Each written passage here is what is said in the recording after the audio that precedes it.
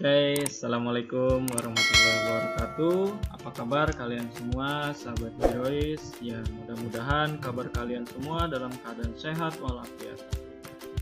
Ya, kembali lagi bersama saya Apri Nur Rahmat di channel The Heroes Education yang tentunya akan selalu membantu dan mensupport kalian dalam memberikan edukasi yang bermanfaat tentunya, mudah-mudahan seperti itu. Amin ya rabbal alamin. Oke, kita masuk lagi ke literasi ya. Kemarin sempat saya bahas bahwa ketika kita dalam proses pembelajaran, sebelum proses pembelajaran berlangsung itu kita seharusnya itu membaca buku dulu ya. Membaca buku dulu itu selama 15 menit, kurang lebih seperti itu.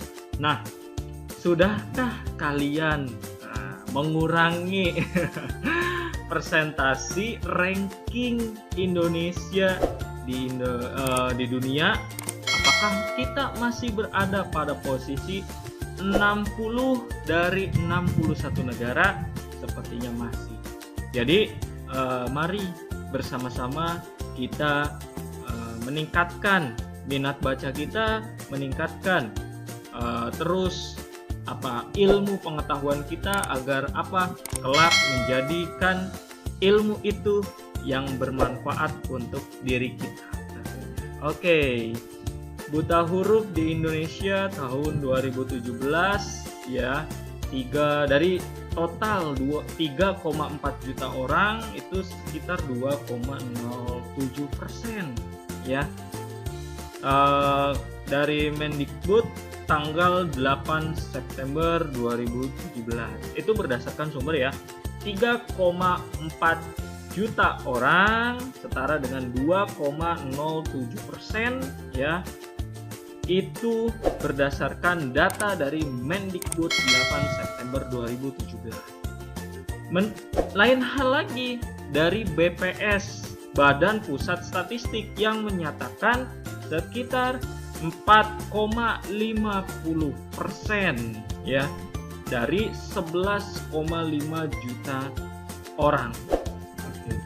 Ya. Nah, dari dua sumber ini kita bisa melihat bahwa ternyata kita negara Republik Indonesia masih ya minat dalam membacanya itu masih kurang. Sebenarnya apa sih yang membuat minat baca berkurang itu kan? Ya, mungkin ya ada banyak faktor. Nah, makanya di sini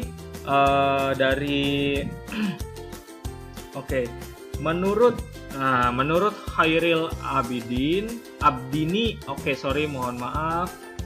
menurut Khairil Abdini yang merupakan dosen Universitas Indonesia, ya gambarnya nanti saya munculkan ya. Ada 4 faktor tingkat literasi di Indonesia itu sangat rendah. Faktor yang pertama adalah gizi buruk. Gizi buruk. Yang kedua adalah kualitas pendidikan. Ya. Yang ketiga adalah infrastruktur pendidikan. Ya, di Indonesia masih kurang. Yang keempat, minat baca masih sangat minim. Maka dari itu ya, berdasarkan peraturan kemarin ya, di video sebelumnya sudah saya jelaskan bahwa 15 menit sebelum pembelajaran itu diwajibkan, seharusnya seperti itu. Untuk apa?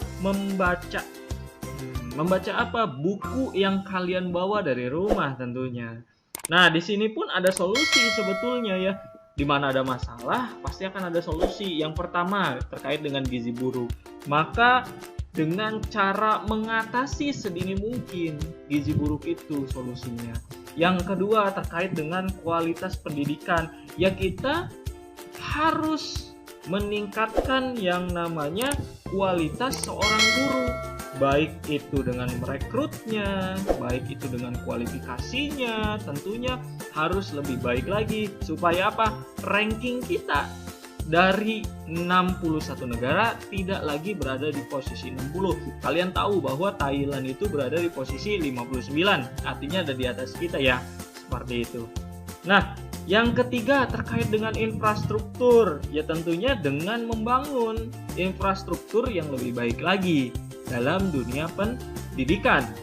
Yang keempat terkait dengan minat baca, ya kita dengan cara memberi paksaan ya, memberi paksaan terhadap kita. Ya dengan cara apa? Saat belajar makanya diwajibkan membawa buku 15 menit sebelum dimulai pembelajaran itu seharusnya membaca terlebih dahulu gitu kan. Supaya apa? Supaya menambah wawasan dan ilmu pengetahuan. Nah, ini berdasarkan Khairil Abdini, dosen UI ya, theconversation.com, seperti itu. Lain halnya menurut peneliti dari Kemendikbud yaitu Lukman Solihin ya, dia peneliti dari Kemendikbud. Ada beberapa hal, di antaranya yang pertama terkait dengan perpustakaan sekolah. Ya, lain halnya dengan peneliti dari Kemendikbud yaitu Lukman Solihin ya. Kalau dia menyatakan bahwa di antaranya adalah perpustakaan sekolah yang masih jarang. Jadi setiap sekolah itu tidak selalu ada perpustakaan, dan sekalinya pun ada perpustakaan itu isinya adalah buku pelajaran, bukan buku-buku yang bervariatif atau bervariasi. Sehingga apa? Minat bacanya jadi gitu juga gitu kan. Nah, kurang lebih seperti itu. Terkait dengan perpustakaan yang ada di desa, sama ya, kalau berdasarkan datanya yang saya ambil tadi, perpustakaan sekitar 60% dari sekian jumlah sekolah ya, itu masih 60% se-Indonesia ya, belum 100%, artinya masih ada 40%, dan 20% mungkin yang layaknya, atau 30% yang layaknya, 10%-nya masih dalam kategori banyaknya mata pelajaran seperti itu.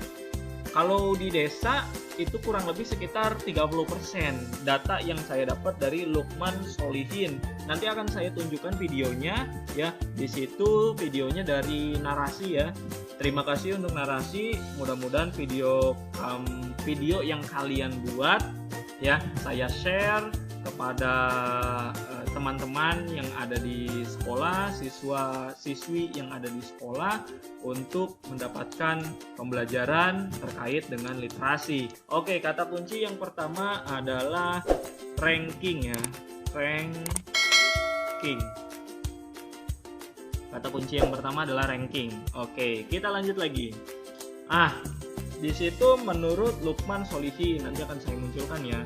Dan yang terakhir berdasarkan Lucia Ratih Kusuma Dewi, sama juga dari dosen UI, yang menyatakan literasi dikaitkan dengan kemampuan membaca dan menulis huruf Latin ya, serta huruf lainnya tanpa harus mengerti apa yang dibaca atau ditulis. Itu menurut Lucia. Maksudnya, artinya, atau dalam hal ini literasi sebaiknya dibangun atas dasar apa yang dikatakan oleh Paulo Freire ya. Paulo Freire sebagai conscientization ya, conscientization, yaitu proses belajar yang bertujuan melahirkan kesadaran kritis individual ataupun kelompok yang bersifat secara otonom, memanusiakan dan memerdekakan. Artinya literasi menyangkut pula sebuah proses penanaman metode berpikir yang dapat bermanfaat bagi pembangunan manusia. Jadi literasi itu dibangun dari diri sendiri ya, tentunya ya, tanpa kita menyadari, tanpa kita berpikir saya mau gini-gini aja gitu kan, supaya lebih baik lagi ya tentunya kita harus meningkatkan tingkat baca kita gitu, supaya apa, jauh lebih baik lagi ke depannya. Oke, di sini akan saya munculkan videonya kepada kalian semua. Mudah-mudahan video ini bermanfaat. Enjoy for watching this video. Seorang pembantu rumah tangga bernama Sulihah di Jakarta hampir gagal mudik. Sulihah mendapat tiket gratis, tapi karena nggak bisa baca, rezekinya hangus sia-sia. Sulihah akhirnya bisa mudik setelah dibantu anak majikannya untuk mencari tiket. Pengalaman Solihah ini mewakili 3,4 juta orang Indonesia yang masih buta huruf. Tapi tunggu dulu, ada data lain dari sumber berbeda yang ternyata 4 kali lipat lebih besar. Kalau kita buka data, persentase buta huruf di Indonesia terus turun. Tapi dalam 5 tahun terakhir, total penurunannya hanya sekitar 1,5%. Oke, jadi jangan senang dulu ya. Kalau kita lihat, emang awalnya tingkatannya besar, 6,sekian%. Begitu tahun 2017 turun, dan ternyata turunnya hanya 1,5%. Ini belum maksimum. Ya, apa kabar dengan 2020? Gitu kan. Ya mudah-mudahan kita nanti cari data di pertemuan selanjutnya ya tentunya.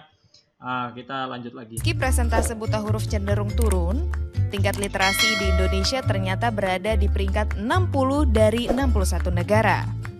The World Most Literate Study tahun 2016 oleh Central Connecticut State University menempatkan Indonesia hanya di atas Botswana, sebuah negara di Afrika bagian selatan. Untuk peringkat paling bawah, Thailand hanya 1 tingkat di atas Indonesia.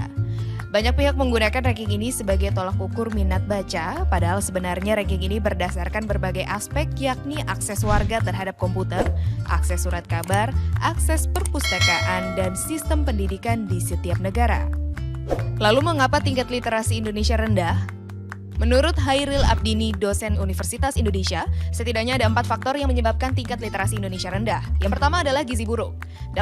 Oke, jadi menurut Hairil Abdini, ya, dosen Universitas Indonesia, itu yang pertama adalah gizi buruk, karena di tahun 2013 kekurangan gizi mencapai 17,8%. Tumbuh pendek atau stunting bahkan naik menjadi 36,8%. Inilah yang menyebabkan tingkat literasi di Indonesia sangat rendah. Masalah gizi ini, Indonesia termasuk 36 negara yang berkontribusi terhadap 90% masalah gizi dunia. Yang kedua adalah kualitas pendidikan. Kualitas guru di Indonesia. Kualitas pendidikan. Jadi hasil uji kompetensi guru tahun 2015 rata-rata hanya 53,02%. Masih jauh dari memadai. Yang ketiga adalah infrastruktur pendidikan. Indonesia masih berada jauh di bawah Singapura, Thailand, Filipina. Infrastruktur pendidikan, listrik, dan laboratorium komputer, akses terhadap internet, teknologi komunikasi informasi. Tapi saya yakin untuk tahun ini terkait dengan teknologi internet, akses internet, dan komunikasi itu sudah mantap. Filipina dan Vietnam. Sekali lagi ya, walaupun belum seperti Singapura ataupun negara-negara tetangga ya, tapi akses internet di Indonesia sudah bisa digunakan di mana saja. Yang terakhir adalah rendahnya minat baca. Menurut Hairil, setelah kemerdekaan kewajiban membaca buku sudah tidak ada. Hal ini berpengaruh terhadap rendahnya minat baca di Indonesia. Tapi ada solusi meningkatkan literasi di Indonesia. Salah satunya memasukkan kembali bacaan wajib ke dalam kurikulum untuk meningkatkan minat baca.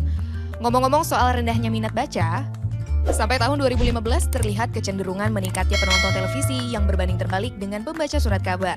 Pembaca surat kabar tahun 2000. Oke, sini ada dari tahun 1984 sampai 2015. Kalau kita lihat ya, yang nonton TV itu di tahun 2015 91,5%, sedangkan baca buku seperti koran medianya itu hanya 13,1%. Kalau kita lihat di sini justru malah semakin ke tahun ya itu malah semakin turun. Kalau kita lihat dari 1984, 15, ke 8 ke 2000 sini nih 2006 itu meningkat ya, meningkat minat bacanya, tapi kesininya habis sama TV. Wow. 2015 terendah sepanjang catatan BPS sejak 1984. Apakah minat baca masyarakat Indonesia memang rendah atau akses terhadap buku yang sulit? Lukman Solihin, peneliti dari Kemendikbud, juga membahasnya di The Conversation. Lukman menyebutkan ada 3 hal yang menunjukkan akses terhadap buku sulit di Indonesia. Yang pertama adalah jumlah perpustakaan di sekolah yang baru memenuhi sekitar 60% dari total sekolah di Indonesia. Namun hanya 20% perpustakaan saja yang layak. Meski pemerintah sudah meningkatkan biaya operasional sekolah dari 5% ke 20% untuk pengembangan perpustakaan, tapi dana habis untuk membeli buku pelajaran saja. Hal ini berpengaruh terhadap minat baca anak karena anak bisa bosan membaca buku yang tidak variatif. Yang kedua, perpustakaan desa juga tidak lebih baik, baru mencakup 30%.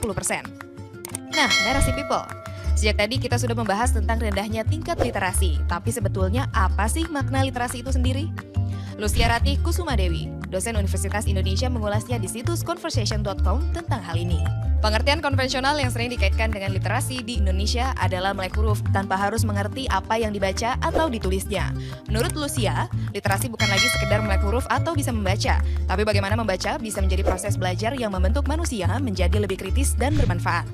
Jadi pekerjaan rumah Indonesia bukan hanya menghapus angka buta huruf, tapi meningkatkan Jadi pada intinya adalah Indonesia butuh sumber daya manusia yang lebih baik lagi. Dengan cara apa? sumber daya manusia melalui literasi. Literasi. Thank you for watching this video. Terima kasih banyak. Mudah-mudahan pertemuan hari ini bermanfaat ya. Kata kunci yang kedua adalah ayo membaca. Ayo spasi membaca. Terima kasih. Wabillahi taufiq wal hidayah. Wassalamualaikum warahmatullahi wabarakatuh.